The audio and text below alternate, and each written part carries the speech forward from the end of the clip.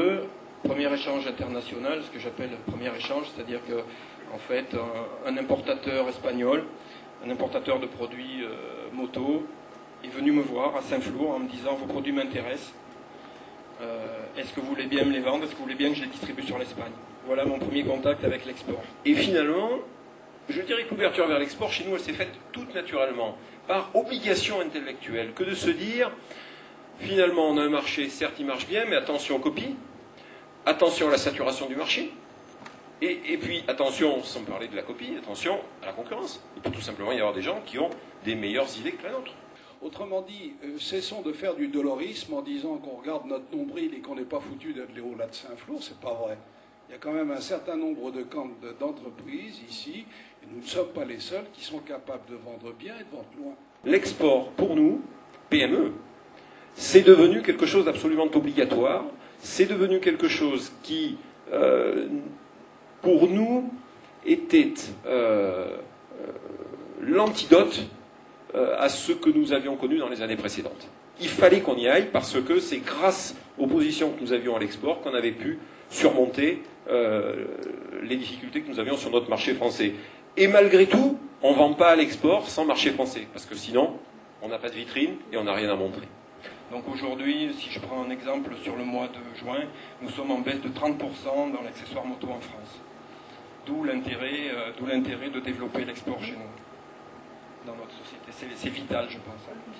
La problématique chez nous, à l'export, c'est principalement le transport. On souhaiterait aujourd'hui pouvoir livrer nos clients en 48 heures. Ce serait bien. Donc nous avons une démarche à ce niveau-là pour essayer de bousculer ces choses-là. Là, je dis résister. Résister, parce qu'à partir du moment où vous avez un peu d'argent sur une table, les comportements à l'échelon mondial s'uniformisent. Quand on parle de marge, comme par hasard, tout le monde parle la même langue. Donc, quand un Chinois vous dit « Ah non, je suis désolé, chez moi, 2 et 2, ça fait 5 », ben vous lui dites « Bah oui, chez moi, ça fait 4 ». Et restez solide. Vous ne laissez pas embarquer et emberlificoter par leur dialectique. La première conclusion, c'est que l'export doit devenir une routine. Ce n'est pas l'exception, ça doit devenir une routine.